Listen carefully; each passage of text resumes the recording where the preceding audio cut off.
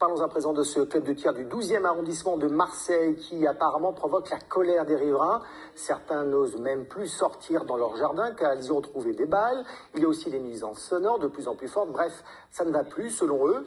Ils se sont donc rassemblés en collectif et exigent des explications de la mairie de Marseille car le stand de tir est situé sur un terrain municipal. Reportage Pauline Guégaud. Aux Olives, il y a le soleil, les oiseaux et... L'été dernier, Jean-Louis Fouin a vécu une expérience inquiétante ici, dans son jardin. J'ai entendu un sifflement à mon oreille droite, suivi d'un choc dans le sol. Je me suis immédiatement retourné, il y avait un peu de fumée, j'ai gratté le sol et j'ai retrouvé cette balle, pas abîmée, ça veut dire qu'elle n'a pas ricoché. Jean-Louis vit à 250 mètres d'un stand de tir. Et dans ce secteur, c'est pas moins de 9 balles qui ont été retrouvées chez ses voisins. Tout le monde a peur, surtout ceux qui ont des enfants, évidemment. Le stand de tir des Trois-Lucs, c'est plus de 2400 adhérents. Nous ne sommes pas autorisés à entrer, mais le président de la Ligue nous répond sans détour.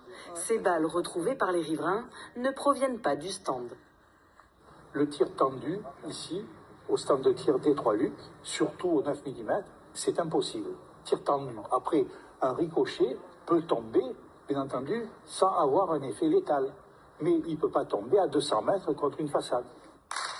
En décembre 2023, une expertise de la préfecture semblait confirmer cette thèse, estimant que les balles, je cite, ne semblent pas pouvoir provenir du stand de tir. Mais les riverains ne lâchent rien, 6 plaintes ont été déposées et ils attendent maintenant un signe de la ville de Marseille, propriétaire du site.